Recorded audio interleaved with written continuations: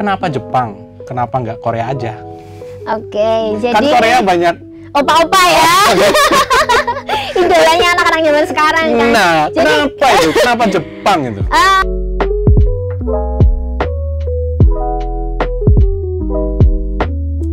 Hai, jumpa lagi di podcast Halo Ugris bersama saya Wiwit. Dan kali ini saya akan ditemani seorang dosen cantik. Cantik gak ya? Cantik kali ya? Yuk, kali ini bener-bener spesial karena biasanya pembicara-pembicara yang hadir itu biasanya mahasiswa dan ada dari tim Ugris sendiri. Kali ini saya akan ditemani seorang dosen cantik. Dia sudah riwa-riwi muncul di media, beritanya sudah tersebar kemana-mana, dan kalau teman-teman sering ikut webinar, namanya juga sering banget muncul sebagai host. Nah, penasaran bukan? Kali ini langsung saja kita kenalan dengan Mega Novita. Halo Mega. Halo Wiwit. Apa kabar? Baik. Kesibukan terakhir apa ini? Lagi masa PKMM ya, PKMM darurat ya? PPKM. Oh iya, Allah PPKM. Ya, PPKM ya. darurat gimana kesibukannya? PPKM ya masih sama ya seperti yang lain. Pastinya saya di rumah saja, WFH, work from home, mengerjakan tugas-tugas saya sebagai dosen. Juga saya ada kegiatan di LPPM, mendampingi mahasiswa juga untuk kompetisi-kompetisi, dan juga bersama Wiwit di sini ya, pastinya untuk mengisi acara podcastnya Halo Ugris. Itu baru satu pertanyaan yang saya sampaikan dan langsung jawabannya udah berderet dari kesibukan di rumah, kesibukan apa tadi mendampingi mahasiswa, terus sekarang jumpa lagi dengan teman-teman di Halo Ugris. Gini Mega, kemarin saya tuh baca di berita katanya tuh Mega tuh pernah dapat beasiswa ke Jepang. Nah gini, teman-teman di rumah ini mumpung lagi WFH ini tentu pengen dong denger ceritanya. Dapat beasiswa itu caranya gimana sih? Boleh deh diceritain dikit-dikit. Ya, kalau kasus saya itu pastinya bakalan sedikit beda ya dengan teman-teman di zaman sekarang. Kok beda gimana? Ya maksudnya? Beda, kalau zaman saya dulu itu kan tahun 2009 lah ya. Saya 2009. Lulus 2009 untuk S1. Jadi waktu itu mungkin fasilitas seperti internet, email masih itu sangat kan lambat masih ya. mewah juga karena Iya. saya harus ke warnet ya, warnet, warung. Teman-teman nggak bisa bayangin ya di warnet. Pada nggak ngalamin yang zaman-zaman di sana ya. Email itu udah kami masih gaptek banget. Iya, betul. Hanya orang-orang yang dapat fasilitas dari orang tuanya di kampus-kampus yang bagus yang punya fasilitas seperti itu. Bahkan laptop aja, laptopnya tuh masih laptop yang kentangnya tuh udah kentang banget lah. Tuh, ingat teman-teman semuanya. 10 tahun yang lalu itu kalau cari internet tuh ke warnet, enakan zaman sekarang. Enak zaman sekarang, ya, terusin, pasti. Mega. Ya, jadi itu dari pastinya untuk mendapatkan informasi waktu itu pasti lebih susah daripada sekarang. Kalau sekarang saya yakin informasi itu banyak sekali di internet. Jadi nggak usah kemana-mana. Tinggal mau buka PPKM, HP ya. Tinggal buka HP, follow IG, liatin YouTube, webinar tiap hari, di situ udah banyak banget informasinya. Nah, gini, ketika dulu itu dapat infonya dari mana, terus apa sih yang disiapin kok Mega ini tuh langsung wah ini ada beasiswa, dan diceritain tuh dapat beasiswanya di mana? Jadi gini ya, Wit, saya itu kebetulan dari keluarga yang sebetulnya kalau dibilang kurang mampu juga enggak, dibilang mampu banget juga enggak. Jadi saya selama sekolah itu ya kondisi keuangan di keluarga kami itu biasa-biasa aja lah, dibilang biasa-biasa aja. Komputer punya, tapi ya yang biasa. Kemudian sekolah ya biasa-biasa aja, tidak pernah ranking dan lain-lain. Tapi masa gak pernah ranking sih? Iya, sama sekali tidak pernah ranking, apalagi 10 besar ya. Dicatat ya. Kalau kamu nggak dapat ranking, jangan putus asa. Tetap bisa dapat beasiswa seperti Mega ini. Ayo dilanjutin. Ya, jadi dulu seperti itu. Terus satu ketika saya waktu itu masih semester 3 mau ke 4, jadi kondisi keluarga saya mulai nggak baik nih. Jadi ibu saya tuh sakit, kemudian orang tua bapak itu harus kerja di luar Jawa. Akhirnya saya dengan adik-adik saya di rumah. Jadi harus mau nggak mau take care semua urusan keluarga, termasuk merawat ibu yang tiap hari ke rumah sakit, harus mandiri gitu lah ya. Mandiri, masak, bayar listrik, bayar lighting, semua diurus sendiri. Bentar, bisa masak? Ya, air sama mie instan bisa. Jadi itu mulai semester keempat lah istilahnya gitu. Terus saya mikir kalau saya seperti ini terus uang dari orang tua saya juga makin lama makin habis. Betul.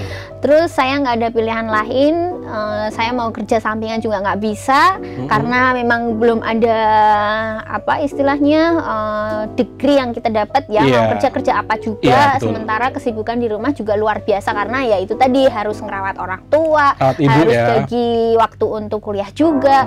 Terus akhirnya ya sudah saya sebisa mungkin cepat selesaikan sekolah saya karena beasiswa waktu itu pun juga nggak mungkin karena kalau zaman dulu beasiswa itu biasanya diprioritaskan untuk anak-anak yang kurang mampu. Jadi saya sudah diskualifikasi. Pertama yang kurang mampu, kedua yang super pinter. Ini biasanya yang IP-nya di atas 3. Saya nggak percaya dulu. Super pinter. Padahal Mega itu nggak dapat ranking ya. Nggak dapat ranking. Bisa lolos. Dan saya itu, kamu percaya apa nggak? Saya itu pernah dapat IP 1,9. 1,9. Nggak percaya kan? Tapi itu nyata. Itu saya pernah dapat 1,9 IP kumulatif. Kumulatif di semester 3. Karena memang ya itu tadi ya, saya nggak mau menyalahkan keadaan, tapi karena kesibukan saya itu akhirnya saya keteteran untuk ikut kuliah. Semua. Jadi untuk tugas saya nggak bisa, untuk ujian saya nggak bisa, belajar pun apalagi gitu. Jadi setelah itu saya lumayan agak prihatin banget, Gimana? Sadar gitu ya. Prihatinnya gimana? Ya akhirnya belajar yang bisa dilakukan ya belajar sebisanya. Kalau misalnya saya nggak bisa, saya tanya ke kakak kelas, terus akhirnya saya bisa lulus dengan IP 3,5. Itu semester? Itu waktu S1. Ya. Terus setelah 3,5 itu kan kondisi orang tua sudah nggak ada nih, karena sudah nggak ada, saya masih punya adik yang harus saya bantu biaya sekolahnya. Terus saya mikir kalau misalnya waktu itu saya itu kerja, gajinya paling-paling UMR tuh berapa gitu kan. Nah, saya nggak fresh graduate ya, kita tahu lah ya. Terus tanpa pengalaman juga pasti sangat minim kalau untuk take home pay-nya kita. Nah, akhirnya saya berusaha cari-cari informasi yang ada di kampus saya saat itu. Oh, jadi cari-cari majalah dinding dulu ya, info-info di dinding ya? Mading banget. Masih biasanya tuh tempel-tempel gitu ya? Nggak ada IG, nggak ada Facebook, Friendster juga paling cuman dipakai buat kepoin mantan. Mungkin Facebook sudah ada, cuman belum semewah sekarang ya? Belum semewah.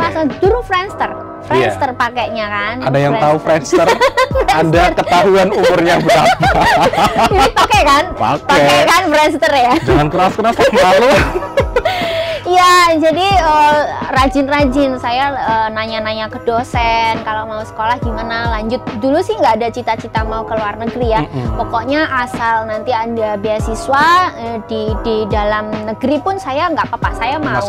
Nggak masalah, yang penting ngisi waktu, kemudian dapat gelar. Misalnya saya pikir hanya 2 tahun, waktu itu kan S2 biasanya 2 tahun. 2 tahun dapat beasiswa, kemudian dapat, biasanya tuh kalau zaman dulu beasiswa itu tidak hanya sekolah, jadi beasiswa plus biaya hidup.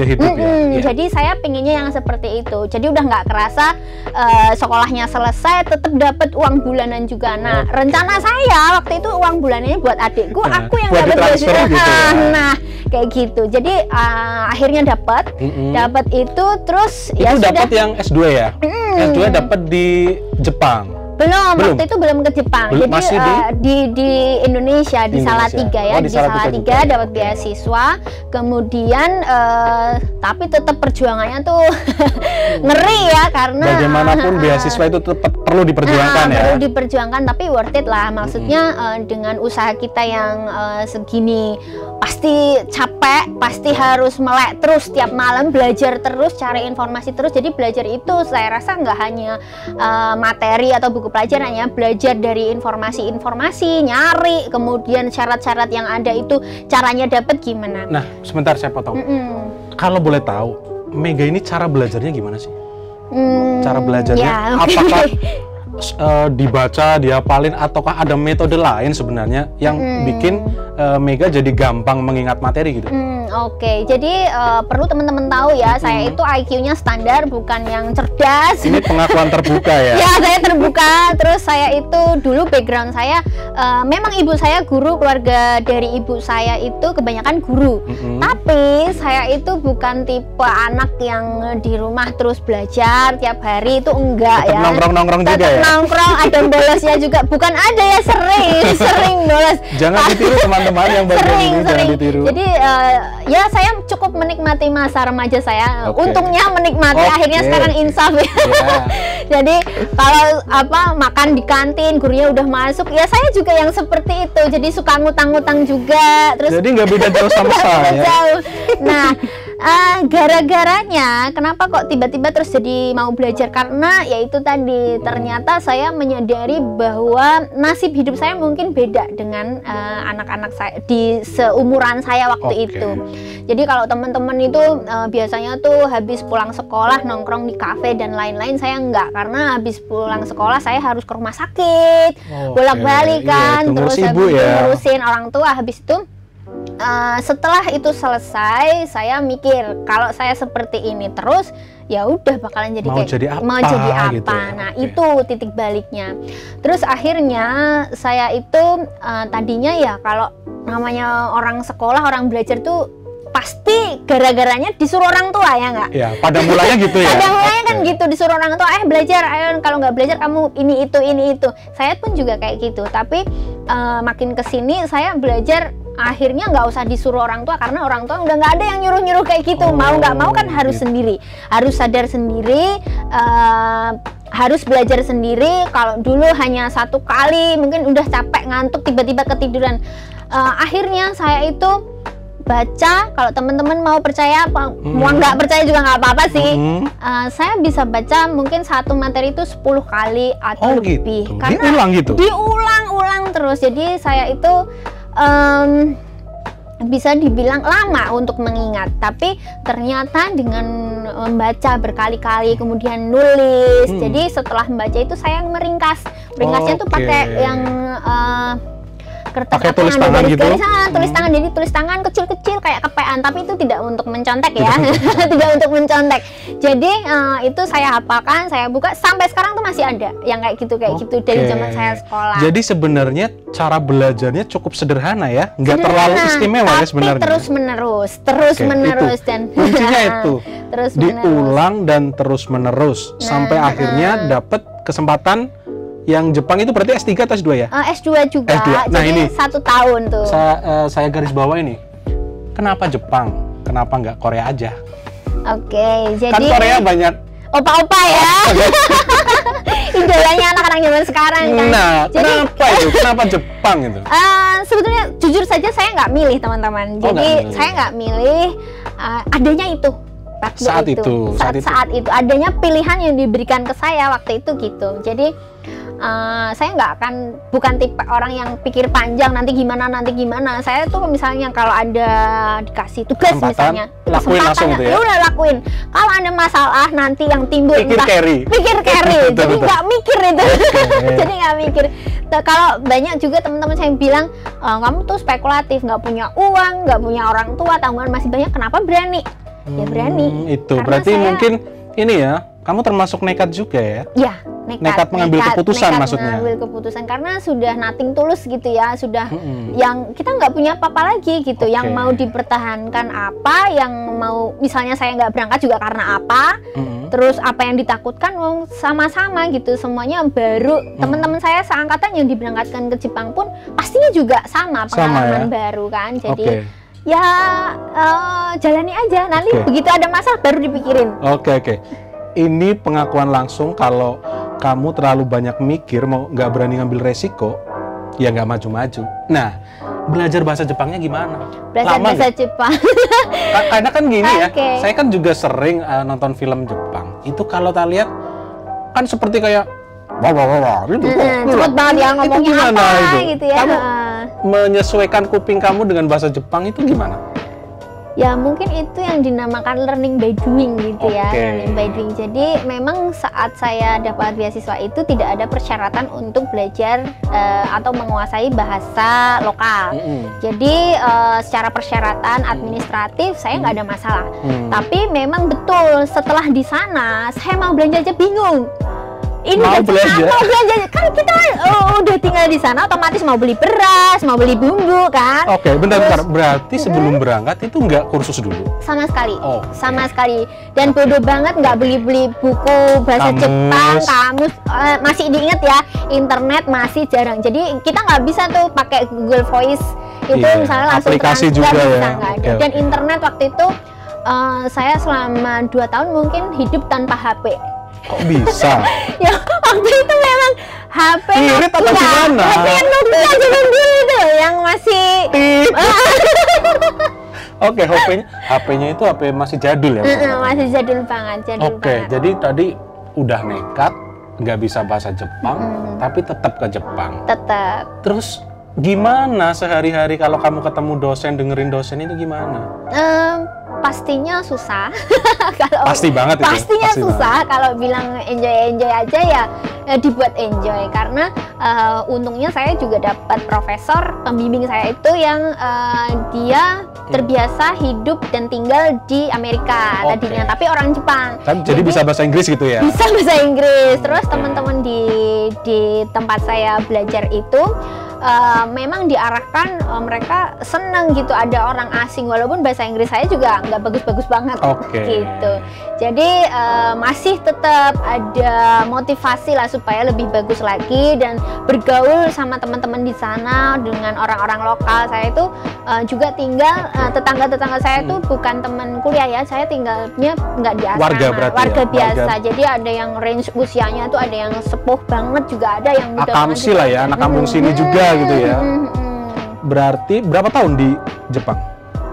Total 8 tahun. Total 8 tahun. Total 8 Berarti tahun. sekarang udah lancar banget dong bahasa Jepang? Kalau lancar banget juga enggak ya, tetap masih belajar pastinya. Tapi ya kalau untuk komunikasi lisan bisa lah. Bisa. Kalau tulisannya gimana? Tulisan juga kan. Udah bisa?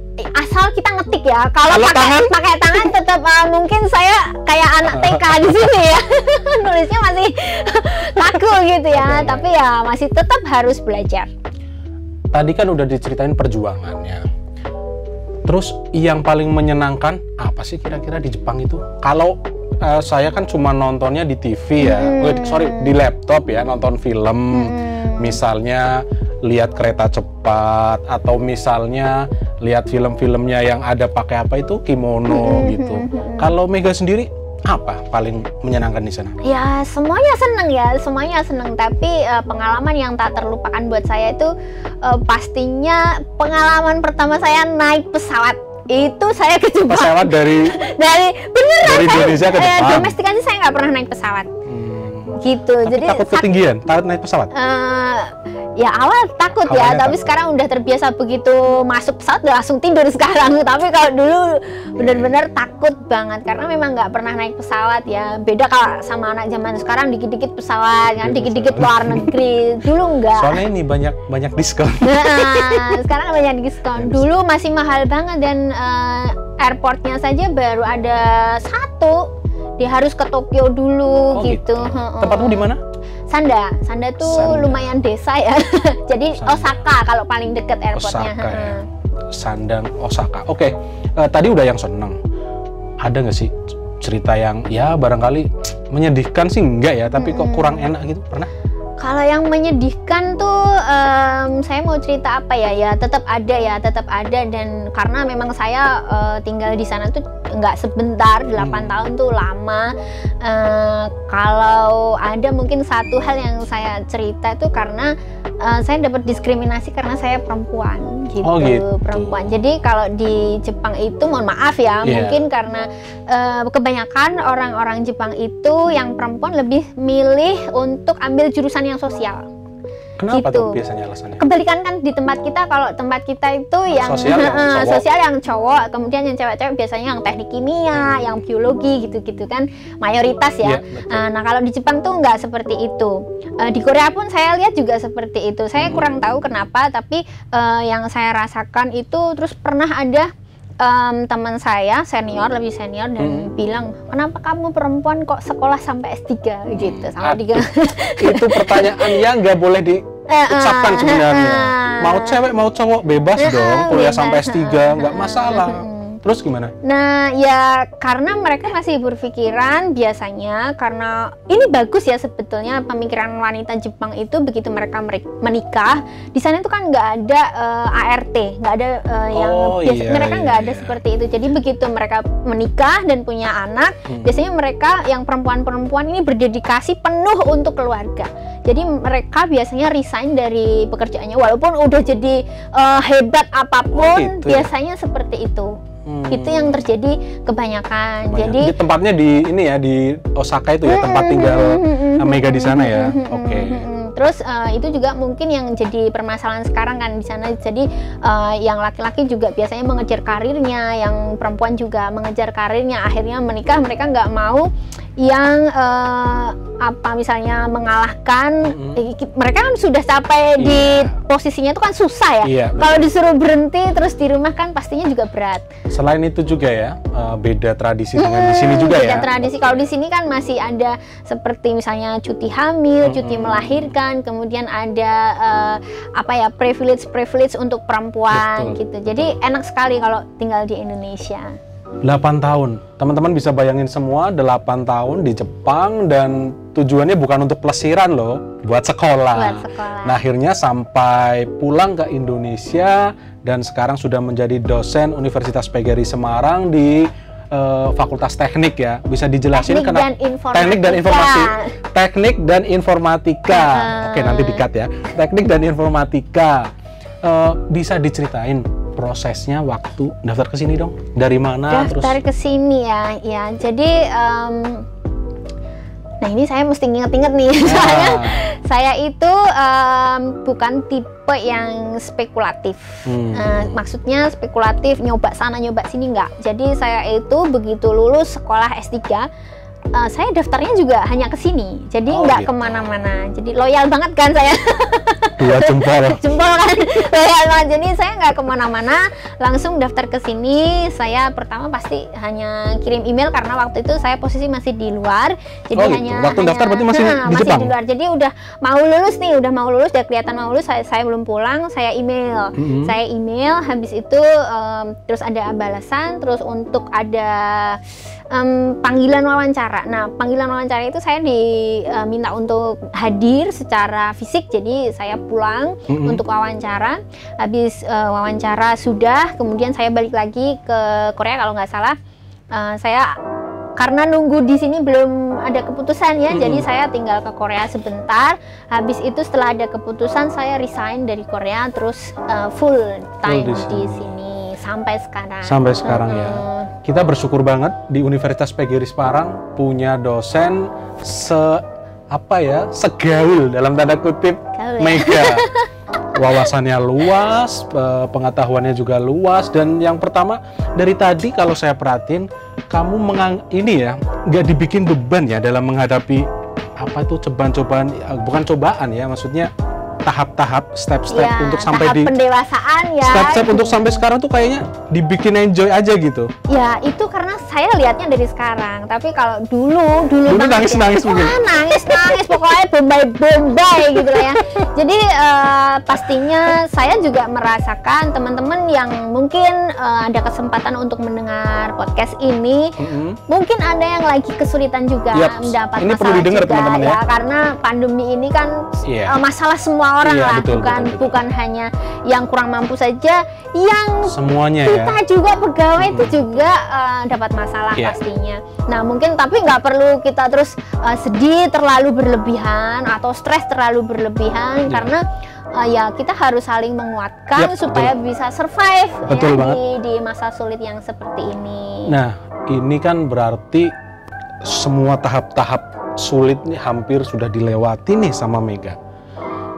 bocoran dong kepada teman-teman, kira-kira yang perlu disiapin dari awal sebelum cari beasiswa itu apa? Oke. Yang paling mendasar aja, karena kan saya sempat baca-baca katanya waktu daftar beasiswa Mega itu bahasa Inggrisnya bagus atau gimana? Bisa diklarifikasi? Iya, kalau bahasa Inggris sih nggak bagus-bagus amat ya, standar. Yang penting kalau saya selama persyaratan kita penuhi ya sudah itu saja dulu, nggak usah mikir yang susah-susah di luar jangkauan. Jadi pastikan dapat informasi yang akurat, tepat, dan dari sumber yang tepat pula. Jadi jangan jare-jare gitu betul. Ya, karena anak-anak yang sekarang ini suka banget kemakan hoax. Jadi kadang-kadang motivasinya itu berkurang hanya karena misalnya dicie-ciein, kalau saya bilang ke mahasiswa, dicie-ciein teman-teman, gitu ya? Cie, daftar beasiswa, cie, ikut lomba. Nah itu yang biasanya ini ya, gampang baper ya, gampang baper. Okay. Nah jangan sampai kita jadi salah satu orang yang seperti itu. Kalau misalnya ada temennya yang mau maju, ya udah didukung, disupport. Butuh like, butuh komen, butuh subscribe, nah, itu kasih kuncinya semua. Buat teman-teman juga. Beri dukungan sekecil apapun buat teman-teman kalian, karena barangkali cie-cie kalian itu bisa menggugurkan loh semangat teman-teman yang pengen maju mungkin ya. Mau daftar beasiswa, cie, minder. Mau daftar apa, cie, minder. Nggak jadi gitu kan. Nah itu satu. Kemudian yang kedua, kalau sudah dapat informasi yang tepat, siapkan portofolionya dengan baik. Saya masih sama ya, biasanya beasiswa itu akan meminta portofolio yang super bagus. Nah kategori super bagus itu seperti apa? Jadi mungkin teman-teman yang dari, mohon maaf, universitas yang kurang baik. Nah ini gimana caranya supaya bisa bersaing dengan universitas yang mahasiswa dari universitas yang baik atau bahkan baik banget. Nah itu super caranya baik lah ya. Nah berarti kita yang jadi harus baik banget juga. Nah itu mulai dari persyaratan nomor 1 sampai nomor terakhir, berarti harus lengkap, harus sempurna. Detail ya. Detail banget. Dan ketiga, kalau misalkan disuruh untuk mengungkapkan apa, misalkan kenapa kok butuh beasiswa ini, jelaskan sejelas-jelasnya. Nggak perlu merendah serendah-rendahnya. Jadi nggak perlu, tetap confidence ya, tetap percaya jadi diri ya. Sendiri itulah sisi kita selling point gitu ya. Ceritakan kita baiknya di mana, dan berpikir misalkan kok saya itu jadi penilai beasiswa, berarti pengennya itu yang kualifikasi seperti apa, narasinya harus seperti apa.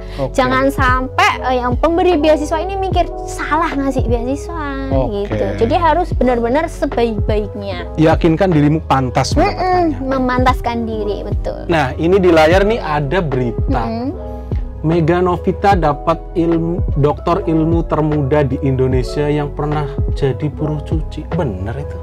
Atau jangan-jangan juga ya yang ini ya? Emang cuma gosip atau gimana? Bener? Iya benar, bener banget. Gimana? Jadi ya karena itu tadi ya, kalau mungkin saya tuh kalau bisa dibilang ya keluar negeri bondo nekat tuh benar. Jadi kalau yang teman-teman tahu ya, namanya beasiswa itu tidak semuanya indah. Nah, saya mungkin kedapatan ini yang tidak indah. Perlu digarisbawahi ya, nggak semuanya indah. Nggak semuanya indah. Mungkin foto-fotonya kalau sekarang yang dapat beasiswa di Instagram tuh keren-keren ya. Dapat saljunya. Tapi di belakangnya pasti ada cerita, ada cerita. Jadi mungkin saya pas kebetulan pas zaman itu mungkin dapat yang mungkin kurang beruntung, karena waktu itu beasiswa saya agak terlambat. Nah, terlambat gimana maksudnya? Transfernya? Iya, transfernya. Mungkin kamu belum bikin rekening. Iya, atau harus jalan-jalan dulu itu rekeningnya. Jadi sudah dibilangin di awal bahwa nanti uangnya ditransfer 3 bulan setelah saya sampai. Setelah saya sampai. Tapi kamu belum punya sangu pas ke sana. Iya, pertama belum punya sangu, dan saya pun sudah punya sangu. Cari gimana caranya, pokoknya cari mau dijual apa aja kita jual supaya dapat uang saku yang untuk nalangi yang 3 bulan pertama. Oke. Nah, 3 bulan pertama ternyata itu nggak datang lagi. Saya bisa bayangin sih di negeri orang terus nggak ada uang. Kamu terus gimana? Utang-utang? Nah itu, kalau teman-teman saya yang diberangkatkan di waktu yang sama, teman-teman saya pada telepon ke orang tuanya minta dikirim. Nah saya terus kebetulan saya nggak ada nih yang telepon Pak Presiden dong.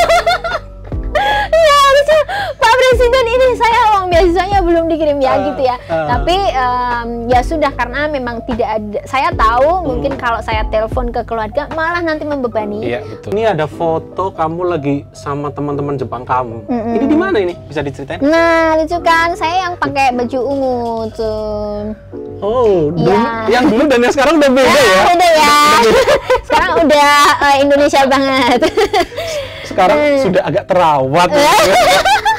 Waktu awal datang pun lebih parah soalnya. Ini lagi acara apa? Jadi ini lab saya, tempat duduk saya tuh yang di belakang sana paling pojok itu tempat duduk saya, meja kerja saya, terus laboratorium ini, ya itu?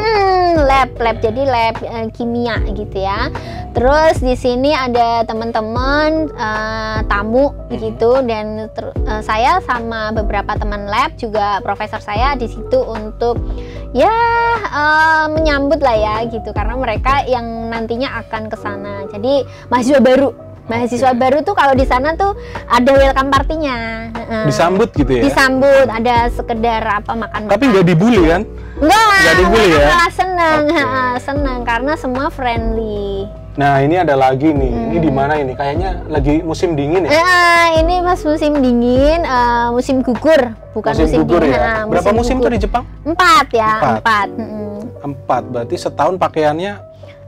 Makanya itu yang paling seru. Saya tuh seneng banget tuh karena fashionnya tuh bisa ganti-ganti. Ada baju musim dingin, musim gugur, musim panas, musim semi. Lengkap. Nah ini ada lagi. Nah ini yang aku foto pertama kali nyampe di Jepang. Ini nggak ada kamu di sini. Ini mana? Ya, ini itu. Ya itu. Jadi yang pakai baju strawberry. Yang rambutnya pendek. Ya ampun, itu kayak vokalisnya siapa itu? Iya, jadi dulu tuh pokoknya kayak gitulah. Silahkan teman-teman menilai. Jadi saya udah bisa bayangin sih dulu kayak gimana kalau dari posturnya kayak gini. Jadi emang gitu. Oke. Kelakuannya juga udah kebayangkan ya. Oke. Terus ada foto lagi. Nah, ini kalau kita nonton film geisha itu pakaiannya kayak gini. Ini lagi festival orang asing. Jadi biasanya tiap tahun untuk menjelang menjelang musim semi kalau nggak salah, menjelang musim semi biasanya kita tuh orang asing di kota Sanda. Maksudnya orang asing itu berarti semua non Jepang itu? Orang asing, foreigner. Jadi ini aku dari Indonesia kan, temanku yang hitam itu dari Filipina, terus ada yang dari Vietnam juga di situ. Itu acaranya ngapain itu? Pawe-pawe atau gimana? Ya kita ramah tamah di sana, ramah tamah dengan orang lokal ya orang Jepangnya asli. Jadi udah usianya tuh range-nya ada yang balita, ada yang remaja, ada yang pakai baju tradisional semua. Pakai baju tradisional semua. Di Jepang itu kan ada ini ya, tradisi minum teh ya. Kamu pernah ngalami nggak? Pernah belajar gitu. Dikit aja. Soalnya saya penasaran, saya pernah nonton film tuh ada tradisi minum. Ada tata caranya, harus dibau-bauin dulu. Itu gimana maksudnya? Ya. Itu tradisi setempat atau memang seluruh Jepang kayak gitu? Enggak. Misalnya mau minum teh langsung juga boleh. Boleh. Tapi acara itu ada memang? Ada acara itu biasanya di Kyoto ya, memang yang pusat kebudayaan. Kalau di kita ya kayak Jogja lah, atau Balinya gitu. Kota jadi pusat yang seninya tinggi ya? Pusat budayanya. Jadi kayak sejarah pertamanya gitu. Oke. Kita kayaknya udah ngobrol panjang banget nih Mega. Mungkin kita besok-besok bisa lanjutin lagi. Dan satu hal lagi nih, pesan buat teman-teman yang lagi nonton ini. Kira-kira pesan dari seorang Mega, dari perjuangannya tadi yang udah diceritain sepanjang itu, pesan pendek buat calon mahasiswa UGRIS dan mahasiswa UGRIS. Calon mahasiswa dan mahasiswa. Calon mahasiswa dan mahasiswa. Kalau yang calon mahasiswa gimana? Pesan kamu buat mereka? Kalau yang calon mahasiswa kaitannya dengan mendapatkan beasiswa, pastinya sama ya. Jadi perjalanan untuk memperbaiki diri itu sangat penting. Jadi misalkan kok pengen dapat beasiswa, deadline-nya besok, terus tiba-tiba sekarang pengen, nggak bisa. Nggak bisa ya. Nggak bisa. Atau seminggu belakang pengen, nggak bisa. Artinya plannya harus jelas ya. Strateginya itu juga harus disiapkan matang-matang, karena saya masih percaya Tuhan itu tidak menciptakan manusianya ada yang bodoh, itu enggak. Yeah, jadi bodoh atau pinter ya tinggal kita usaha atau enggak gitu sepakat. ya. Ya kalau misalnya saya itu membaca 1 kali nggak cukup, maka saya baca 10 kali. Kalau 10 kali masih nggak cukup untuk 20 kali. Tambahin lagi. Kamu harus bisa memahami kemampuan sendiri. Jadi bisanya apa? Terus yang calon mahasiswa baru juga masalah jurusan mungkin itu bukan akhir segalanya ya. Misalkan sekarang menentukan jurusannya itu yang A misalkan. Terus kok perjalanan nanti nggak suka, ya nggak apa-apa, it's okay. Jadi untuk pindah dari satu jurusan ke jurusan yang lain itu juga nggak apa-apa. Tapi memang lebih bagus dipikirkan dari awal supaya tidak buang-buang waktu. Tapi kok nanti misalkan berubah pikiran atau jalur karir kita berubah, kan banyak juga ya mahasiswa yang mahasiswa kebanyakan, misalnya jurusannya apa, kerjanya apa, nggak apa-apa, no problem ya, nggak apa-apa, itu bukan akhir hidup kita gitu. Jadi nggak usah sedih misalkan ada orang nyinyir dan lain-lain, ya nggak apa-apa, itu biasanya orang nyinyir itu nggak melakukan apa-apa. Ya kan? Benar banget. Nah, kalau yang untuk mahasiswa UGRIS kita misalnya mau melanjutkan studi ke jenjang yang lebih tinggi, S2 misalnya. S2 itu sekarang bukan barang yang mewah. Benar. Kalau dulu iya, S2 itu mewah karena nggak jarang punya gelar S2 atau S3. Tapi sekarang itu sudah akses gampang. Akses gampang, beasiswa itu banyak, searching semua. Jadi IG, Facebook, YouTube, pokoknya follow akun-akun yang bermanfaat buat pengembangan diri kita. Jadi tujuannya apa? Nah, untungnya kok pandemi gitu. Jadi mahasiswa yang sekarang itu lebih enak karena pengen aja yang lulusan COVID yang tahun kemarin, tahun sekarang mereka udah nggak ngapa-ngapain, udah 1 tahun, 1 tahun S2, iya kan, udah 1 tahun S2, tinggal setahun lagi, tinggal usahanya, jadi nggak ada alasan kamu, saya kan nggak pintar, saya kan anaknya orang nggak punya, ini kan saya di desa yang nggak tahu apa-apa, nggak ada kayak gitu. Jadi itu saya sudah membuktikan dan saya bisa berbicara seperti ini, saya sudah menjalani. Buktikan ya, nggak sekedar cerita bohong, tapi real, ini pengalaman hidup yang panjang. Jadi ya kalau kamu mau sesuatu kejar, kalau masih kurang perbaiki, gitu aja, nggak usah kebanyakan mikir, nggak usah kebanyakan mikir besok gimana, ya udah kejar aja dulu. Kalau misalnya besok ada masalah lagi, pikirin lagi besok. Nanti kan akan ada orang-orang yang dipertemukan di kehidupan kita yang akan membantu kita. Udah optimis aja. Sungguh bermanfaat sekali. Mega, terima kasih udah mau datang, sehat-sehat, semoga nanti di jalan hati-hati, selamat sampai Salatiga. Terima kasih, Wiwit. Kapan-kapan saya diundang lagi ya. Pastinya buat cerita-cerita yang lain. Iya, cerita-cerita yang lain. Buat sobat UGRIS semua, terima kasih sudah mau menyimak obrolan yang sangat seru ini bersama Mega Novita. Jangan lupa sebagai penonton yang baik, kamu harus like, komen, dan subscribe. Jumpa lagi di Halo UGRIS selanjutnya. Dah.